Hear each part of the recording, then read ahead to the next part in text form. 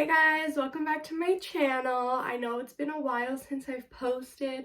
I've honestly just been busy with a newborn and like a new mom life, so I do apologize for that. And I feel like I always say, yes, I'm back, I'm gonna start posting again, which I really do want to. It's just hard for me to find the time, but I'm hoping I can find the time soon. And I do just want to say I'm sorry about the mess behind me, like the garbage bags and all that clutter back there. But I'm actually in the process of moving. I am moving in, I want to say 20 days. So I'm in the middle of packing.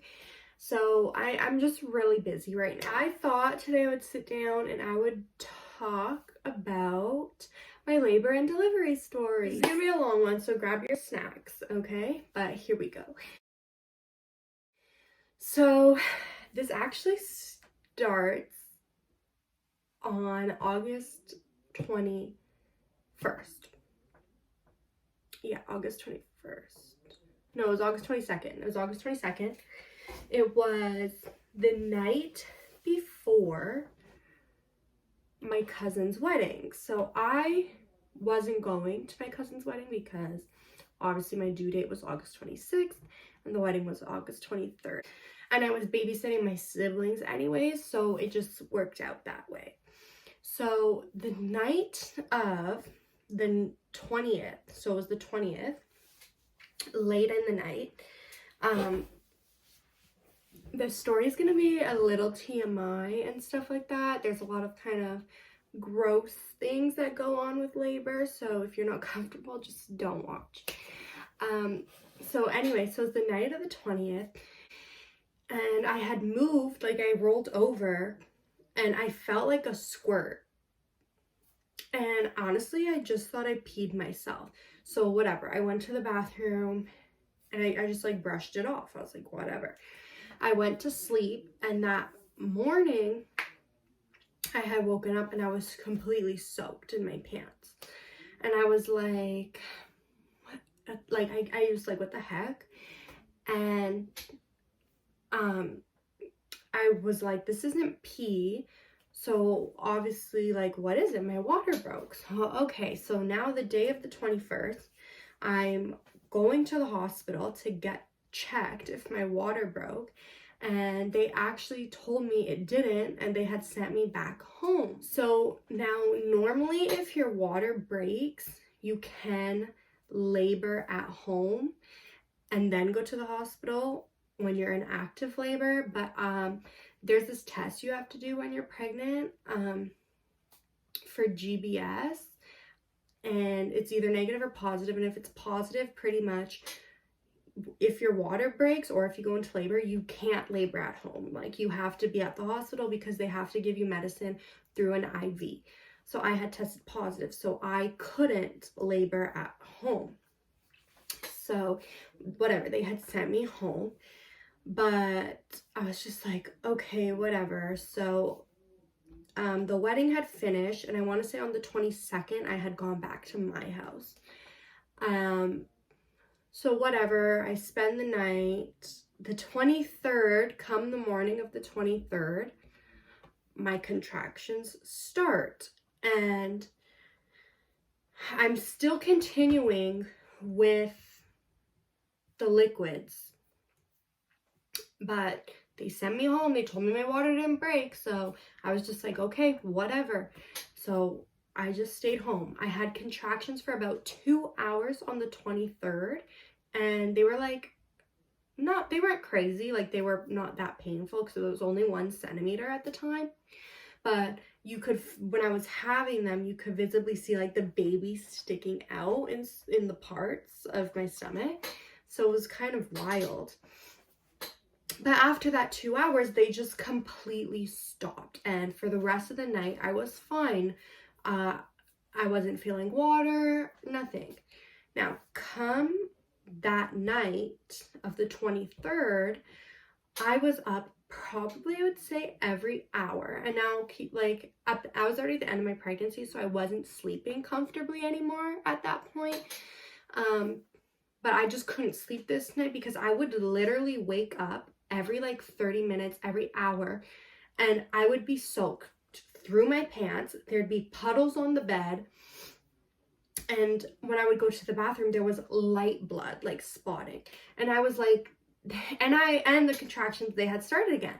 And I was like, there is no way I'm peeing myself. And the first time when I went to the hospital, they told me you're just peeing. And so I didn't want to go back to the hospital, but I knew my body, and I was like, there's no way I'm peeing like this much. It's clear. It doesn't smell. Like, there is no way I'm pissing. Like, I would know if I'm pissing. If I have to pee, I'm going to the bathroom. So it's not pee. So from there, I did call the hospital and I told them what I was having, and I said, like, I had come in a few days ago and they sent me home. They said my water didn't break, and they were like, okay, come in and let's check. So I get to the hospital. It's about 9:30 in the morning now on the 24th, and they check me and they're like, okay, your water did break. And at one point I was speaking to like a nurse, and she said, honestly, your water was probably broken on the 20th when you came in. It was just probably very light that they couldn't tell. So whatever, my baby came safe anyway, so it's fine. So then they admit me to the hospital, and I actually was having contractions that whole entire time, and it actually took quite a while for me to even be seen in the hospital, because with COVID, like, the triages are kind of like backed up a little bit, but whatever, it was fine. I was only 1 centimeter, so it was okay. So I got a room pretty quickly though. Once I got into triage, they started my IV and my medicine, and I got into my own room pretty quickly. And I was very lucky that my baby was born in the summer, so things here, they opened back up, and I was able to have 2 people in the hospital room with me. So I did have my boyfriend and my mom, which I was very happy about. They do say that contractions, they feel like period pains, and that is not the case, at least for me. And I do have a really, really rough period. Like, I've had to go to the hospital before in the past because of my period cramps. And contractions are just not, it's not it. Like, it is not like a period cramp at all. So they are lying to you when they tell you that. But anyways, so they kept coming into the room, the doctor, the nurses, and they would ask me, like, what's your pain on a scale of 1 to 10? And I had never had a baby before, so I was like, oh, like a 7. Like, I didn't know. And they were like, oh, there's no way that you are a 7 and you're that happy. And I was like, whatever, like, blah blah blah. So I didn't want to be induced. I wanted to like go on my own, but because I had to stay in the hospital because I needed that medicine and I couldn't labor at home, they had to induce me because I was 1 centimeter for like 7 hours. Like, I would say from, well, like when I was at home, but when I got to the hospital at 9:30, I was like 7 centimeters until like 4 p.m. So they had to get the oxytocin going to speed things up. So at one point, I can't sit still. That's just like this thing. I cannot sit still. So you have all these monitors on you to monitor the heart rate and your contractions. And every time I would move, it would lose the baby's heartbeat because like she would shift around. So they were like, okay, there's a pin that we can attach, like it just pokes them in the head, and this way you can move, you can do whatever you want. So I said, okay, let's do it. But because I was 1 centimeter, they actually couldn't reach the baby's head. So the doctor pretty much shoved her arm like up to here inside of me. It was so painful, but I just dealt with it, and all of a sudden it was just like liquid blood everywhere. Like the floor was covered in blood, the bed, like they had to change me, put me in a diaper, like it was a whole thing. I told you this is gonna be really TMI, but whatever.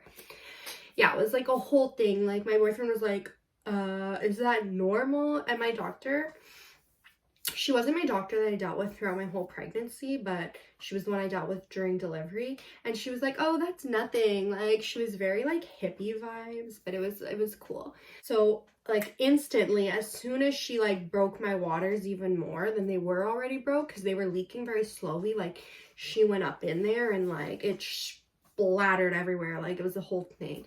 I like instantly just, my dilation went up. I went to 4 centimeters, and let me tell you, 4 centimeters, that's a whole different ball game than 1 centimeter. It was just like really painful. It wasn't even like, I would have those stomach contractions and they would be so painful, right? But they go, and when it wears off, like the contraction goes away and it comes back a little later. Like they were like a minute apart, but I would never have that minute to like recuperate and catch my breath, because my back was also spasming. Like I was getting them in my back and my stomach. Like it was like a really bad thing. So my stomach contractions would leave, but my back ones would stay permanently, which caused me to tense up. Like I tensed my whole body up in a ball, which was taking all my energy too at the same time. And the stomach ones would go away and my back one would still be hurting, and my body would be so hurting because I was so tense. And I would try to stretch, but my back would just be in so much pain that I was just like in a ball. And they had asked me if I wanted the epidural, and I really didn't, because I was more scared of the epidural than feeling all this pain. But being in that moment in so much pain like that and not being able to move, I was like, okay, at this point I need this epidural, because it's not just my stomach, like it's in my back. I can't move, my body's so tight. Like, so I decided to get the epidural. And you know, my mom kept telling me like, it's okay, like you don't need it, because she had all 4 of her babies naturally. And I was like, shut up, I don't care, like I don't care. And I was like yelling at the doctors, and I was like, I don't know why people do this. Like, how do people even love their kids? Like, who would love a baby when they put them through all this? Like, I was like spazzing out. And because I was so scared of the epidural, the doctor had come in, the anesthesiologist, I think that's what it's called. And at first I didn't know if I was 100% going to get the epidural. I wanted to wait a bit. But like they put me on the list, and the guy just came in so quick. They told me it was gonna be a long wait, but it wasn't. Like it was like maybe 2 minutes. Like I didn't even have a second to like rethink it. So I was just like, okay, here it is. And I was so scared. I kept making him promise me that I'm not gonna go paralyzed. I was like, please promise me I will be able to walk. And he was like, oh no, you won't. And I was like, and my boyfriend was like, no, like she means after the epidural wears off. And he was like, oh yes, okay, I promise you, you'll be able to walk. And he was just like the sweetest man ever. So you can't move when you get the epidural, right? So they numb your back so you don't feel the needle. So I had a really bad contraction. I was having really bad contractions. And you kind of have to lean over like this. And because I was so scared of this epidural, I was like, I was not moving. Like, I was like so still. And I was like, okay, wait, I'm having one. And he was like, right now you're having a contraction? And I was like, yeah. And he was like, I wouldn't even be able to tell, you're so still. And I was like, because I'm so scared.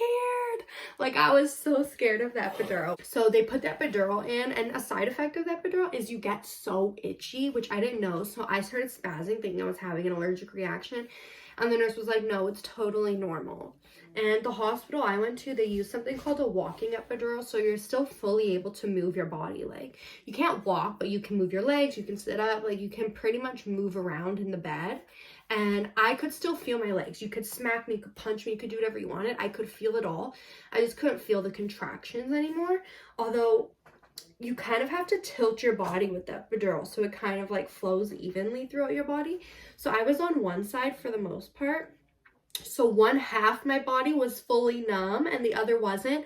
So I would be having these contractions, and on one half of my body I was feeling every single one, and it was so weird. So I would shift and like let it spread out evenly. And I'm so scared of hospitals. They just give me the creepy vibes. So I didn't sleep the whole time in the hospital. I couldn't sleep. My mom kept being like, Emily, just nap. Like, you're gonna need it. Take a nap. And I was like, nope, I don't care. I don't care. And my heart rate was so high in the hospital. And I already get like that because I have that anxiety. My heart rate's always pretty high. So they kept having to check it and check my heart, my blood pressure. And I was like, it's okay. It's just my anxiety. And with COVID, if you get a fever in the hospital, they fully quarantine you off. So at one point my temperature started rising, and I had a really sweet nurse where she was like, okay, your temperature is rising. I don't want to have to do a whole quarantine situation. So she was like taking my blankets off, trying to cool me down, and my temperature did eventually go down. Pretty much after that, it was just smooth sailing. I was just laying there. I had a pretty easy labor. I really did. I had a really easy labor. So there's not much craziness that happens, but this next part is pretty wild. So now my boyfriend was sleeping and I had moved in the bed. I never ended up getting that needle on the baby's head. I just had the straps. So I had moved. No, I didn't move. That's not what happened. So I was laying down in the bed and I told the nurse, I said, I'm not comfortable anymore. I want to move over. So she moved my body and like kind of moved me onto my side, and they had lost the baby's heartbeat. So when they found the baby's heartbeat again, her heartbeat started dropping. She did not like when they moved me. Like, her heart rate started dropping down, and it was actually really scary. My boyfriend was sleeping, so it was just me and my mom. So as her heart rate was dropping, I was like, oh my god, like, is it gonna be okay? And they're like, okay, it's gonna be fine, just relax, we're gonna get her heartbeat back up, we're gonna, like, don't worry. So they kept moving my body around and like shifting me around, and eventually her heart rate just went back up, and I was like, oh my god, like, thank god. It was like, that was like really stressful. Yeah, so then a few hours later, I felt like I needed to poo. So yeah, when you have to push, you feel like you gotta poo. But when I was getting the epidural, I had to go to the bathroom, but I didn't, because I was just like, whatever, like, just give me this epidural and whatever. So when I had this feeling that I had to poo, in my mind, it wasn't the baby, because I had to poo hours ago. So I was like, oh, it's just really hitting me now. So I was like, Mom, I gotta go to the bathroom. And Mom's like, oh, it's just the baby. And I was like, no, it's not. Like, I gotta go to the bathroom. The nurse walks in, and my mom's like, oh, she thinks she has to go to the bathroom. And the nurse is like, it's just the baby, honey. And in my head, I'm like, bro, it's not the baby. So I'm like, Mom, I'm gonna get up and I'm gonna walk to this bathroom if you don't take me. And she's like, Emily, I'm going to sleep. Leave me alone. So I'm just like, okay, whatever. I'm gonna push. I'm gonna poo in this bed, and they're gonna have to clean it. It's so rude how I was thinking, but like in that moment, like, you just don't care. So I was laying there, and I literally, yeah, TMI, whatever, I was trying to take a poo in the bed, and it was hurting. Like, this was like a pain that I had never felt before when I was like pushing. It was so painful. I can't even explain it to you. And then all of a sudden, I just literally felt something like just drop. I had just felt something just drop right in there, like right in my cervix. Like, I had just felt something in there, like in between my legs. I had felt something. And I was like, oopsie, I just pushed the baby. And I was like, oh my god. So obviously, like, the head was not out or anything. Like, I had just pushed her down. Like, she, like, when I was pushing, I had dropped her. Like, she dropped. So I was like, oh my god, okay, whatever, I'm going to sleep. So I had gone to sleep. Now, I'm not aware of the time that was and the time that they woke me up. So I don't know how long that was. But all of a sudden, I finally fell asleep, what felt like for maybe 20 minutes. And the nurse comes in, she wakes me, she checks me. Oh yeah, we gotta push. The head was like right there. And I'm like, no, please just give me 10 more minutes. And she's like, no, honey, I can't. Like, we gotta push now. And I'm like, I just fell asleep, please. And she was like, nope, sorry, we gotta push. This is gonna be bright. And she opens the lights, and with COVID, you have to have your mask on when pushing, which sucks. So my mom woke up my boyfriend, and it was time to push. So I mean, you kind of just got your legs like this. I had the doctor's head here, my mom's head here, the nurse here, another nurse here, my boyfriend here. It was a whole crowd. And you know, the doctor tells you when to push, so you kind of and don't tear. And all I remember is just seeing like they literally just pour bottles of olive oil onto you to try and lubricate it and make it not rip. It didn't help me because my daughter's head is massive, was massive, and she did rip me, but it's okay. And I pushed in 13 minutes, 12 minutes, and I pushed her out. That was really quick. It was really quick. It was like 4 pushes and she was out. They were so shocked by how quick it was, but I do want to say, had I not pushed her out earlier by accident, I probably would have been pushing for a while. I'm happy that I labored down instead of just like, oh yeah, you're 10 centimeters push. Like, I'm happy like I was able to labor her down, so my pushing time wasn't so long. But yeah, like I didn't poo, I didn't make any noise. Like, it was just a very easy labor, minus that one little hiccup where her heartbeat was dropping. But I did have a pretty easy labor, and you know, she came out and they put her right on my chest, and her dad cut her umbilical cord, and my mom got to hold her, and it was just such a special moment. And I would honestly say the worst part ever is the recovery. It is so awful. I literally have contemplated whether I would have any more kids or not based on the recovery. So my recovery was bad. Like, most people probably don't go through a bad recovery, but I had an awful recovery. Like, my birth was easy, my labor was easy, my pregnancy was easy, and I'm so thankful. I thank God every day for blessing me with that. But that recovery is awful. Like, I was so, like, 8 weeks I didn't recover. Like, you're not supposed to, after 6 weeks, I was bleeding for 8. Like, it was just a whole thing. I hated the recovery. I couldn't sit down. I ripped my stitch out, like, by accident. It was just a whole thing. And like, thinking about having another baby and having to do that recovery again, oh my God, I don't know if I would want to do it, but we'll see what happens in the future. But yeah, that's my labor and delivery story. So yeah, it was pretty easy. I definitely think I did have a long labor because, you know, my water broke slowly for a few days, and then my contractions started the Monday. The Tuesday was like full blown, like water was like pouring out everywhere, bleeding. Like, I had a pretty long labor, but I wasn't in active labor very long, which it's different. Like, active labor is like things are going. So I was in active labor for not that long. I would say probably from like 7 p.m. until my daughter was born at 4:12 a.m. in the morning. So from 7 p.m. till 4:12 in the morning is when I was in active labor. So I would say that that's not too bad. But yeah, that was my labor and delivery story. We did name her Eleanor, and she was 7 pounds 9 ounces. 20 inches long, and she is my everything, and I love her so much. Yeah, she is so precious and so sweet. Let me know if you guys liked this video. I will be back in the future to do more videos, so thank you guys so much for watching. Don't forget to like, comment, share, and subscribe, and leave me some comments below about your similar stories or videos you want to see from me in the future, because I'm so open to all ideas. So thank you so much for watching, and I'll see you next time.